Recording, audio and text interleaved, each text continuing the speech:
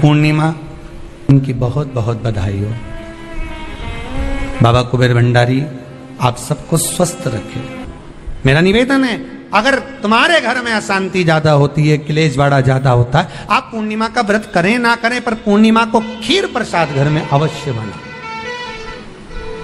के घर में हर महीने की पूर्णिमा को खीर बनती हो। ध्यान दीजिएगा, बहुत सुंदर संवाद चल रहा है, बहुत ध्यान देने वाली बात है। प्रत्येक महीने की पूर्णिमा को जिसके घर में दूध की सामग्री बनती हो, दूध की सामग्री तैयार होती हो, खीर प्रसाद तैयार होता हो, उसके घर में कभी क्लेश नहीं हो सकता। चाहे सास बहू एक दूसरे के सामने वो कहे ना, वो सांप और नेवले की लड़ाई क्यों ना, फिर भी शांति हो जाती है। पर प्रत्येक महीने की पूर्णिमा होना चाहिए। ये नहीं कि तुमने एक महीने की पूर्णिमा पे बना लिया और दूसरे महीने की पूर्णिमा को गायब कर दिया। फिर किसी ने कह दिया आज चूरमा तो बन रहा है, दाल बाटी तो बन रही है चूरमे के साथ में, लड्डू बन रहे हैं, तो काय को खीर बना रही हो? तो तुमने अब वो खीर प्रसाद प्रत्येक महीने में एक बार ऐसा नियम बना लो, अपने दीवार पे लिख लो कि पूर्णिमा है और पूर्णिमा के दिन घर में खीर बनना ही है। केवल शरद पूर्णिमा अकेली पे नहीं हो, 12 महीने की पूर्णिमा करके देखने में क्या जा रहा है? देख लो बना के। नहीं तो ना तो सियोर वाला महाराज तुम्हारे यहाँ खाने आ रहा है, नहीं तो खीर तो अपने घर में ही है। कोई महाराज तो नहीं आएगा खाने के लिए कि सियोर वाला महाराज को तुम खीर का डब्बा पहुंचा दो कि हर महीने की पूर्णिमा को तुम्हें ही खाना है, तुम्हें ही बनाना है। इतनी सी बना लो, पर बनाओ, देखो कि घर में शांति होती कि नहीं होती। बनाकर जाने में क्या जा रहा है? नहीं तो खीर तो है ही सरी, अगर शांति नहीं हुई तो खीर तो है, खा ही लेंगे। पर बना के देखने में कुछ जा रहा है क्या? बनाओ।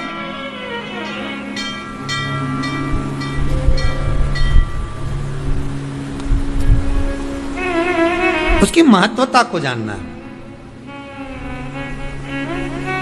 ये जो हवन में, यज्ञ में खीर की जो आहुतियां छूटती हैं, ये इसका महत्व बहुत है महाराज। आप समझें ना समझें वो आपकी जगह पर आपके यहां जब विद्वान ब्राह्मण, कोई विद्वान ब्राह्मण आपके यहां जब यज्ञ कराने आए, हवन कराने आए, वास्तु पूजन कराने आए, जब माता रानी का हवन किसी भी रूप का यज्ञ कराने के लिए आए और वो खीर की आहुतियां जब छुड़वाए, तो आप पूछना कि खीर की आहुति का फल कितना, प्रताप फल कितना। पूरे यज्ञ में वो खीर की आहुतियां लक्ष्मी के लिए जो दी जाती है, वो लक्ष्मी की वृद्धि कर देती।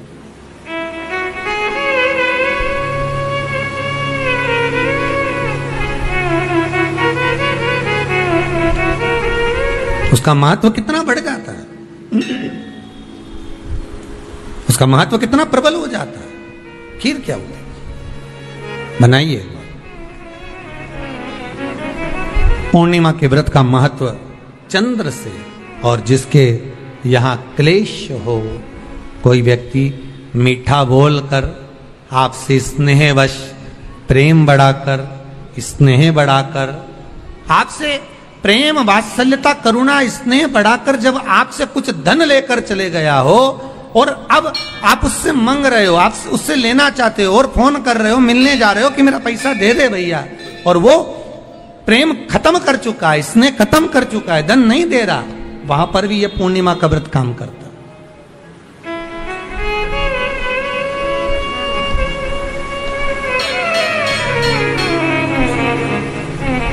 वहां पर भी पूर्णिमा का व्रत काम करता है।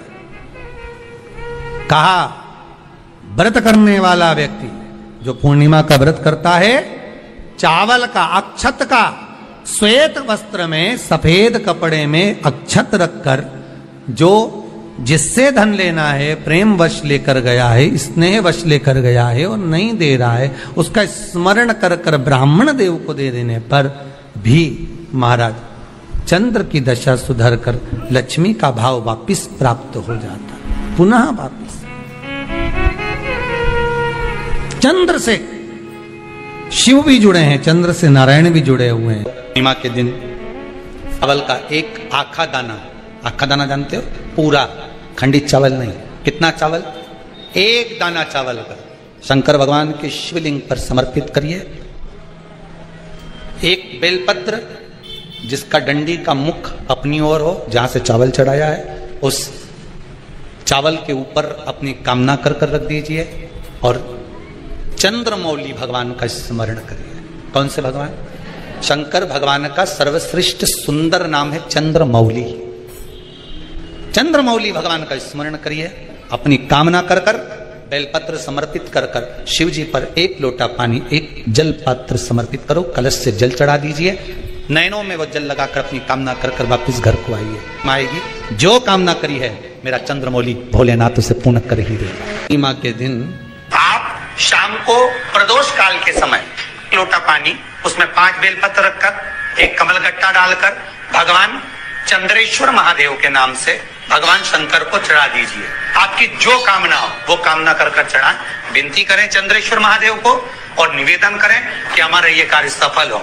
एक महीने की पूर्णिमा को जिसके घर में दूध की सामग्री बनती हो, दूध की सामग्री तैयार होती हो, खीर प्रसाद तैयार होता हो, उसके घर में कभी क्लेश नहीं हो सकता। 4 तिथियां भारत की भूमि पर ऐसी वर्णित है जिन तिथियों में भी गंगा का जल हम शिव को अगर एक बूंद भी समर्पित कर रहे हैं, गंगा का जल मात्र एक आधी चम्मच भी, आचमन जितना भी अगर हम शिव को समर्पित कर रहे हैं तो उसका सुख आनंदित है। जैसे पंचमी तिथि, नवमी तिथि, दशमी तिथि, एकादशी, प्रदोष, पूर्णिमा, अमावस्या, ये तिथियां हमारे यहाँ जो दी गई हैं, इन तिथियों में अगर हम गंगा का मात्र थोड़ा सा जल भी अगर जल के पात्र में डालकर गंगा जी का जल थोड़ा सा भी शिव के पास लेकर जा रहे हैं तो ये एक भाव अपने भीतर होना चाहिए कि आप केवल गंगा का जल साधारण शिव मंदिर में समर्पित नहीं कर रहे हो, आप गंगा का जल भले अपने घर से लेकर जा रहे हो और थोड़ा सा भी जल ले जाकर अगर शिव को समर्पित कर रहे हो तो तुम्हारे भीतर ये भाव होना चाहिए कि मैं गंगोत्री से जल भरकर सीधे रामेश्वर में ले जाकर गंगा के जल को समर्पित कर रही हूँ। आप शिव को समर्पित कर रहे हैं, ये आपके भीतर एक भाव उत्पन्न होना चाहिए। सभी को सुंदर पूर्णिमा की बहुत बहुत बधाई हो। बाबा विश्वनाथ की कृपा आप पर सदा बनी रहे। आ गया पूर्णिमा की रात्रि, बड़े से बड़ी बीमारियां, बड़े से बड़े रोग, बड़े से बड़े बड़े कष्ट इस पूर्णिमा की रात्रि को छूट जाते। दमे की बीमारी, श्वास की बीमारी, अनिद्रा की बीमारी, रात्रि को जगना, ये सारी बीमारियां पूर्णिमा की रात्रि को अगर व्यक्ति अपने जीवन को सुखमय बनाए, अपने जीवन को आनंदमय बनाए तो सब छूट सकते। पूर्णिमा की रात्रि को पीपल के पत्ते 5 लेकर उसके ऊपर खीर डालकर रात्रि को खा लेने से महाराज दमे की बीमारी, श्वास की बीमारी रुक जाती है, वो बीमारी बढ़ती नहीं है, उससे कष्ट नहीं होता। जिन बच्चों के नेत्र कमजोर होते हैं, रोशनी कमजोर होती है, पूर्णिमा के दिन रात्रि को 12 बजे भगवान चंद्रदेव का दर्शन कराइए।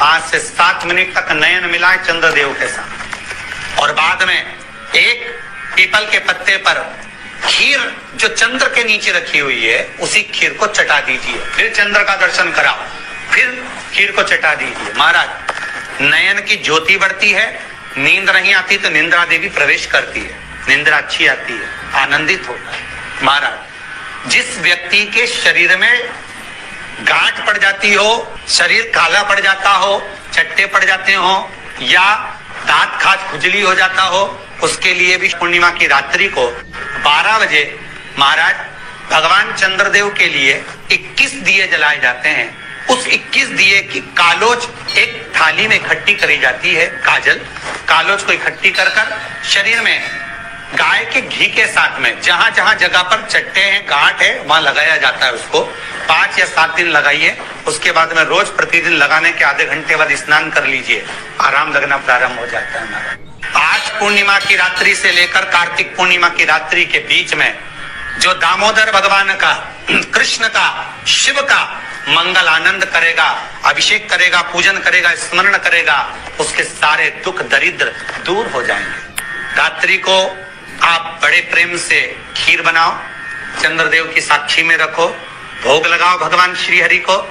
बन सके अगर लक्ष्मी की कमी है, लक्ष्मी नहीं आ रही है, व्यापार नहीं चल रहा है, तकलीफ बहुत ज्यादा है, घर में कष्ट है, कर्जा ज्यादा है, तो एक तांबे के कलश के ऊपर, तांबे के कलश में पानी भरना, कटोरी रखना, उस पे लक्ष्मी जी की मूर्ति रखना। लक्ष्मी जी की मूर्ति नहीं हो तो चांदी का सिक्का रखना। उसके सम्मुख में आप 31 दीपक 31 दीपक घी के लंबी बाती के जला देना।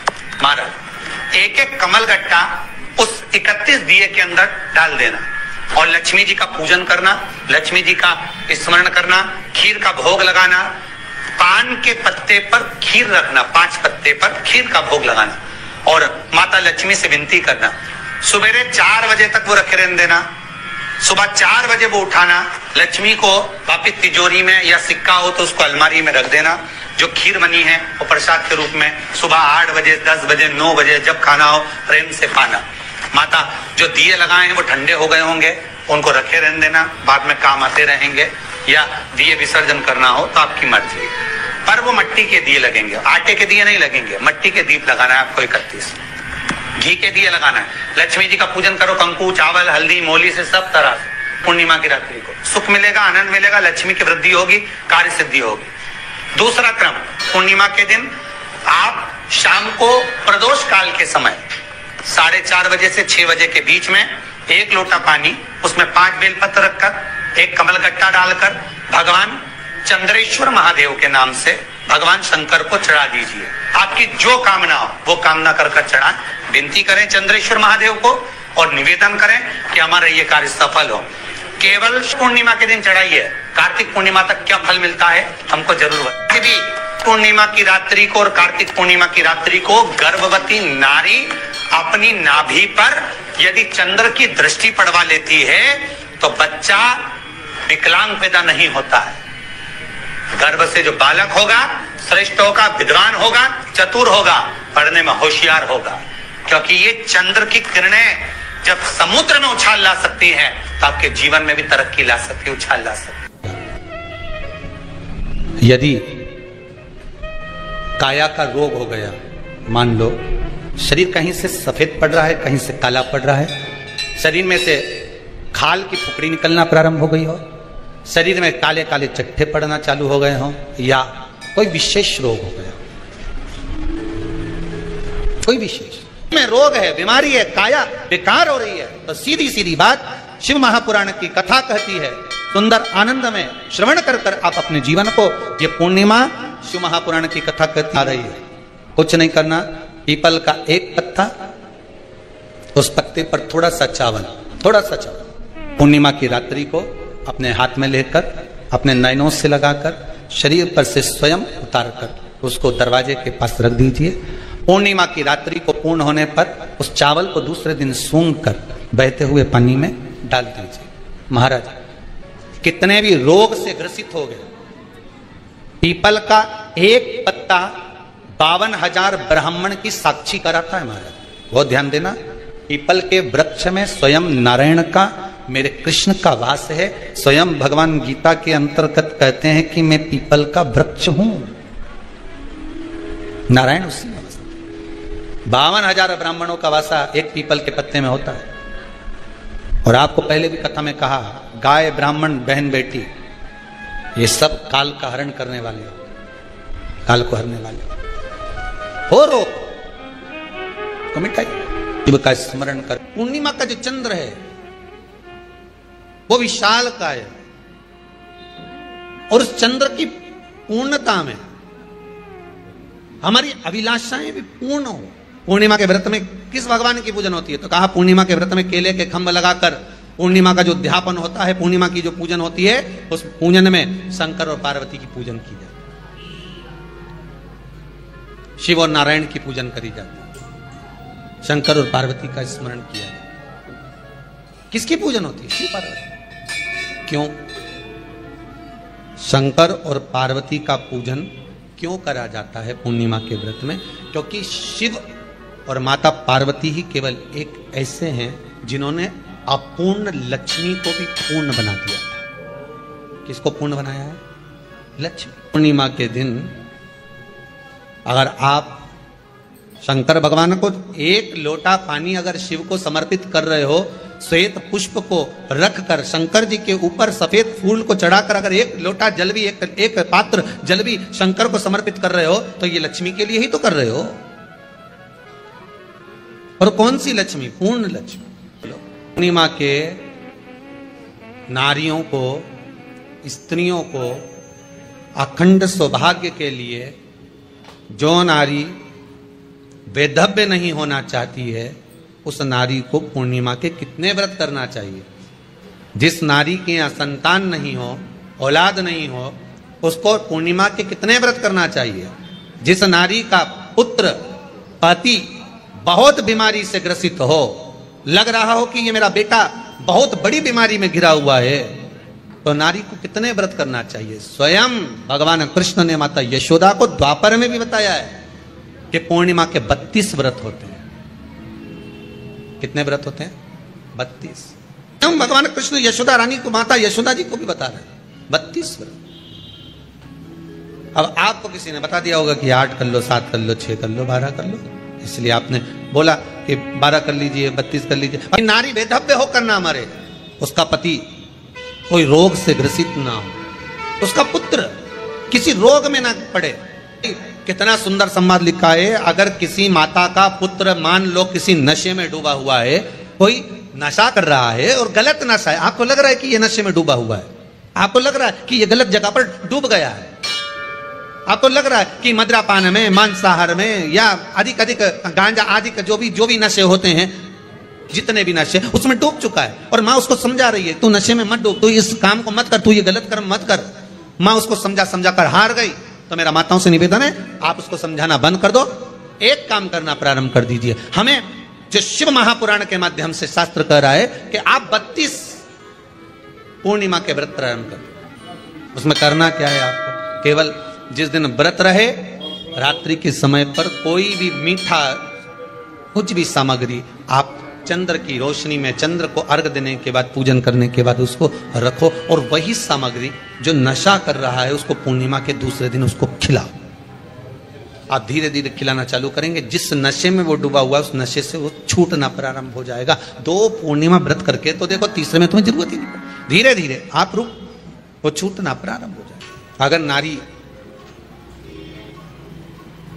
अपने पुत्र और अपने पति के लिए, उसकी उम्र की वृद्धि के लिए, रोग मुक्ति के लिए, विश्व के ताप को कम करने वाले चंद्रदेव की आराधना पूर्णिमा के व्रत को धारण करती है, तो नारी उस व्रत के प्रभाव से अपने पुत्र और पति की बीमारी को, रोग को हर लेती है।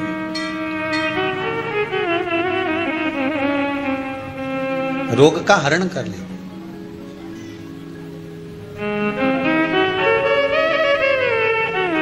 महाराज,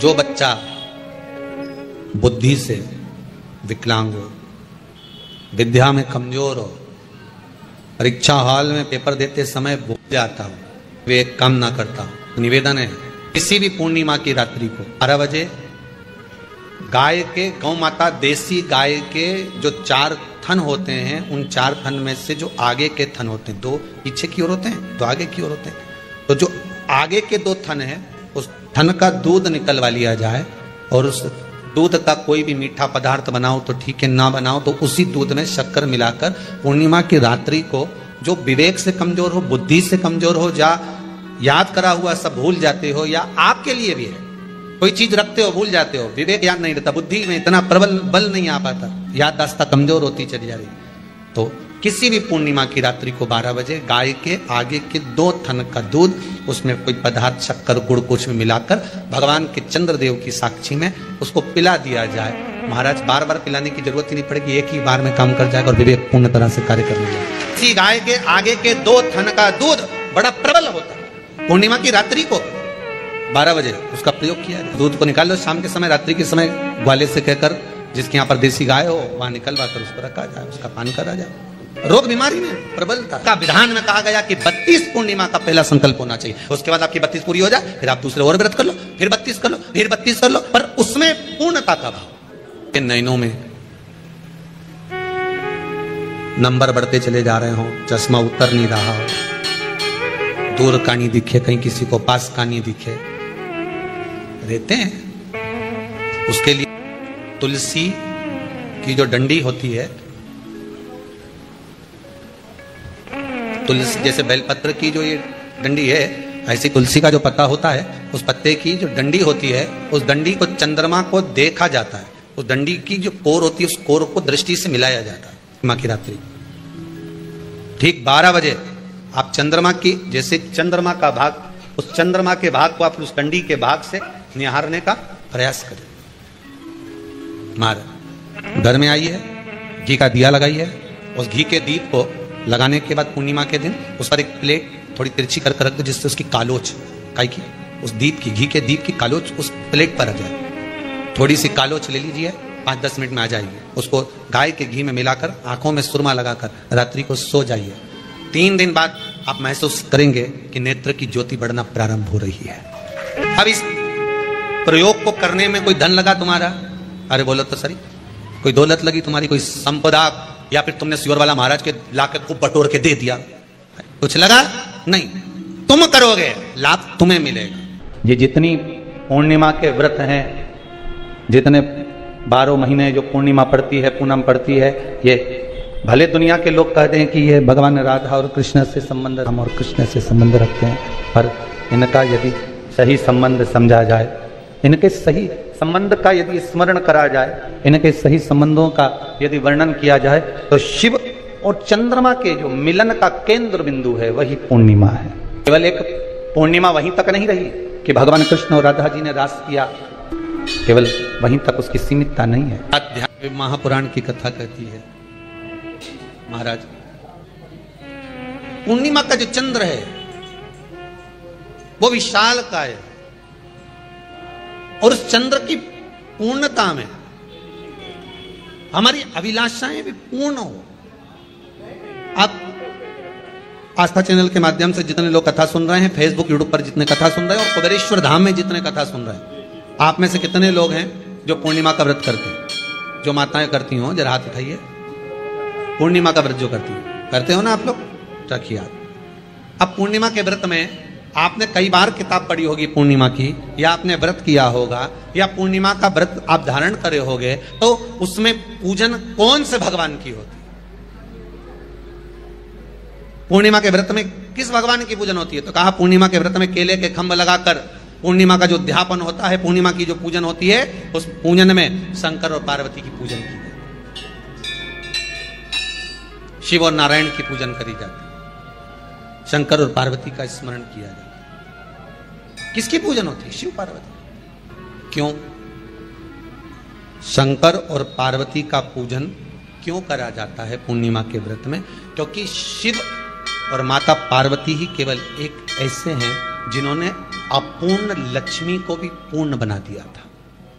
किसको पूर्ण बनाया है? लक्ष्मी। पूर्णिमा के दिन अगर आप शंकर भगवान को एक लोटा पानी अगर शिव को समर्पित कर रहे हो, श्वेत पुष्प को रखकर शंकर जी के ऊपर सफेद फूल को चढ़ाकर अगर एक लोटा जल भी, एक पात्र जल भी शंकर को समर्पित कर रहे हो, तो ये लक्ष्मी के लिए ही तो कर रहे हो। और कौन सी लक्ष्मी? पूर्ण लक्ष्मी। पूर्ण लक्ष्मी।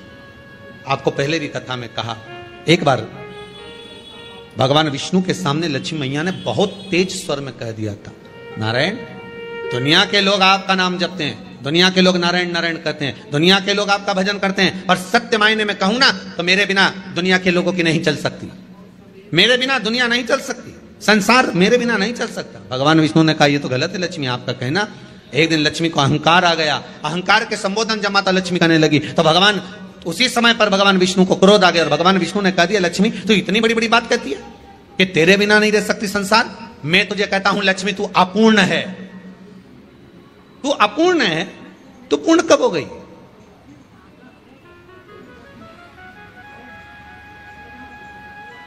तेरी पूर्णता कहां हो गई? लक्ष्मी की आंख से आंसू बहने लगे, आज आपने मुझे अपूर्ण कहा है। आपको मालूम है आप मुझे अपूर्ण कह रहे हो? आपको ये ज्ञात हो रहा है आप मुझे अपूर्ण कह रहे हो?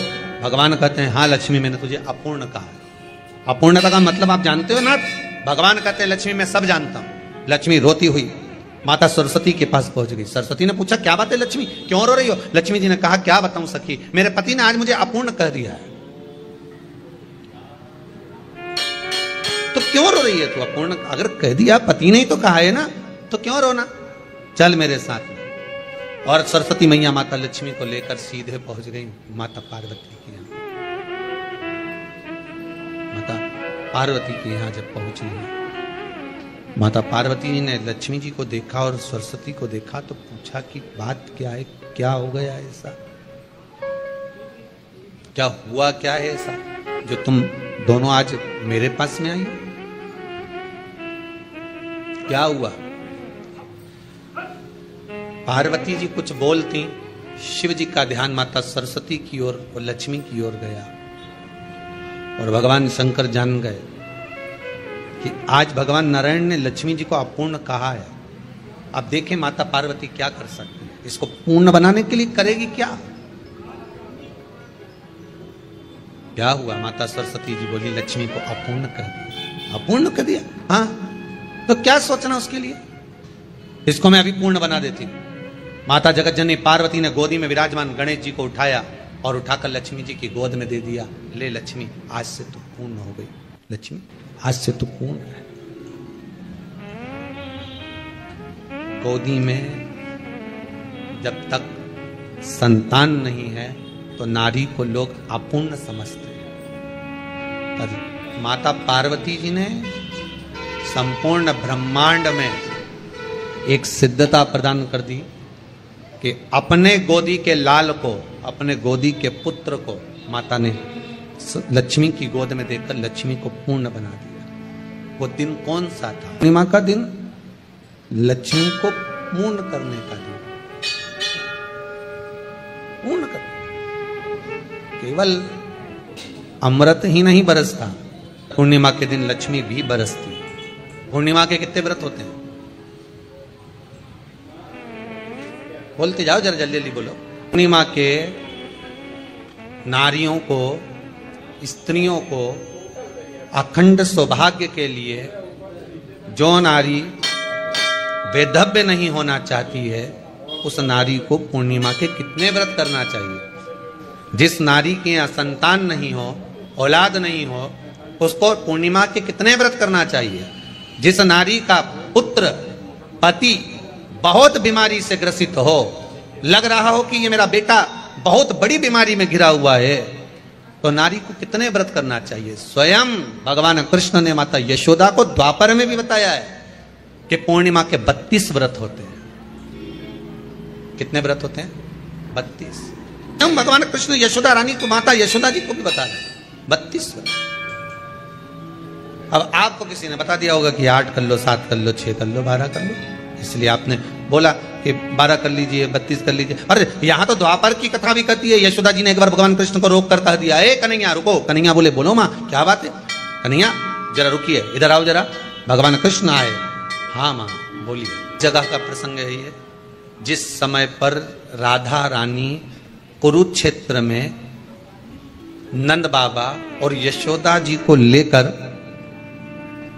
कुरुक्षेत्र के कुंड में ब्रह्म सरोवर में स्नान कराने के लिए लेकर जाती है, ग्रहण का समय पर।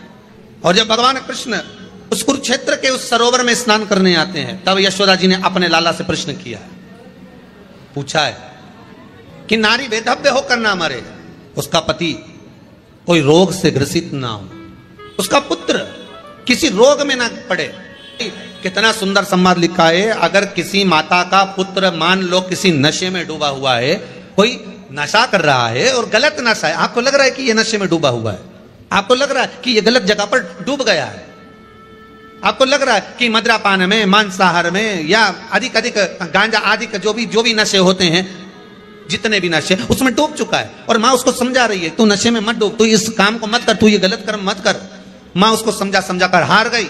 तो मेरा माताओं से निवेदन है, आप उसको समझाना बंद कर दो, एक काम करना प्रारंभ कर दीजिए। हमें जो शिव महापुराण के माध्यम से शास्त्र कह रहा है कि आप 32 पूर्णिमा के व्रत प्रारंभ कर दो। उसमें करना क्या है आपको, केवल जिस दिन व्रत रहे रात्रि के समय पर कोई भी मीठा कुछ भी सामग्री आप चंद्र की रोशनी में, चंद्र को अर्घ देने के बाद, पूजन करने के बाद उसको रखो, और वही सामग्री जो नशा कर रहा है उसको पूर्णिमा के दूसरे दिन उसको खिलाओ।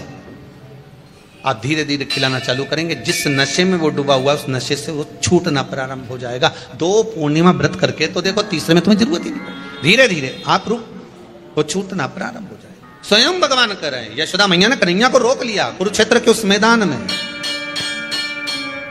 और भगवान कृष्ण का दर्शन माता यशोदा जी करी। बहुत बहुत दिनों के बाद माँ को, आज माता यशोदा को लाला का दर्शन हुआ। बहुत समय के बाद, जाने के बाद बहुत समय। कृष्ण से माता यशोदा जी ने पूछा, कन्हैया लो, किसी नारी का पुत्र या पति रोग से ग्रसित हो,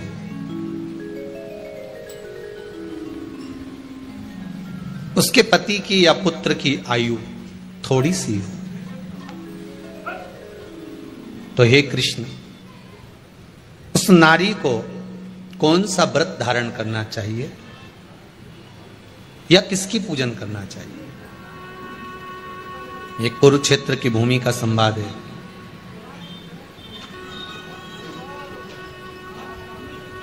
भगवान कह रहे हैं, मां, अगर नारी अपने पुत्र और अपने पति के लिए, उसकी उम्र की वृद्धि के लिए, रोग मुक्ति के लिए,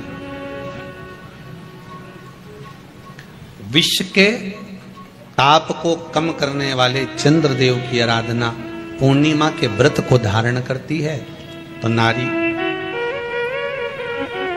उस व्रत के प्रभाव से अपने पुत्र और पति की बीमारी को, रोग को हर लेती।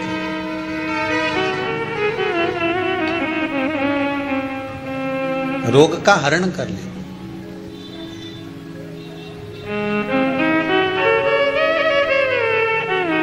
महाराज,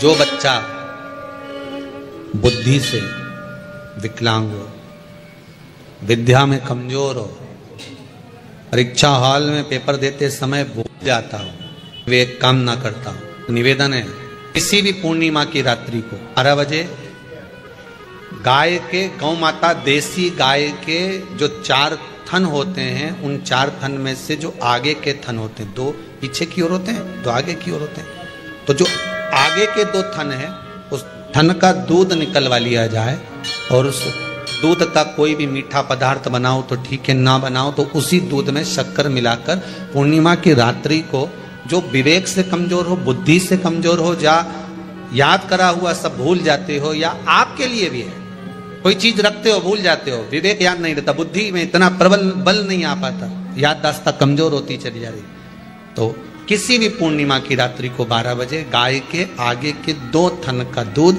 उसमें कोई पदार्थ, शक्कर, गुड़ कुछ भी मिलाकर भगवान के चंद्रदेव की साक्षी में उसको पिला दिया जाए। महाराज, बार बार पिलाने की जरूरत ही नहीं पड़ेगी, एक ही बार में काम कर जाएगा और विवेक पूर्ण तरह से कार्य करने लगेगा। इसी गाय के आगे के 2 थन का दूध बड़ा प्रबल होता है। पूर्णिमा की रात्रि को 12 बजे उसका प्रयोग किया जाए। दूध को निकाल लो शाम के समय, रात्रि के समय ग्वाले से कहकर, जिसके यहाँ पर देसी गाय हो, वहां निकलवा कर उसको रखा जाए, उसका पान करा जाए। रोग बीमारी में प्रबलता है तो मां यशोदा जी जग कल्याण के लिए पूछ रही है। जब देवता 33 कोटि देवता उस चंद्र के इंतजार में रहते हैं कि ये चंद्र प्रबल होगा, तब जाकर ये चंद्र यहां पहुंचेगा, तब जाकर हम मंथन करेंगे, तब जाकर वो अमृत मिलेगा, और उस अमृत को देवता धारण करेंगे तो वो आनंद पा जाएंगे। हम क्यों एक एक पूर्णिमा छोड़ें? एक एक पूर्णिमा के महत्व को जानिए। कोई पूर्णिमा साधारण नहीं है, कोई प्रदोष साधारण नहीं है, कोई शिवरात्रि साधारण नहीं है। 12 महीने शिवरात्रि पड़ती है, 12 महीने में प्रदोष पड़ते हैं, तो महत्व ही नहीं जान पाते। कौन से प्रदोष पर क्या करना है, कौन सी पूर्णिमा को क्या धारण करना है, कौन सी शिवरात्रि पर।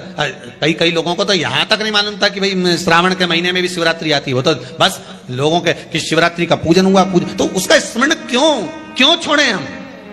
अगर ये वेद और शास्त्र ब्राह्मणों को दिए गए हैं, ये वेद और शास्त्र विद्वत जन को दिए गए हैं, तो इसका स्मरण होना चाहिए कि हम निकाल कर जनमानस तक ये चीज पहुंचाएं कि हमें इस दिन ये पूजन करना है, उसका स्मरण होना चाहिए।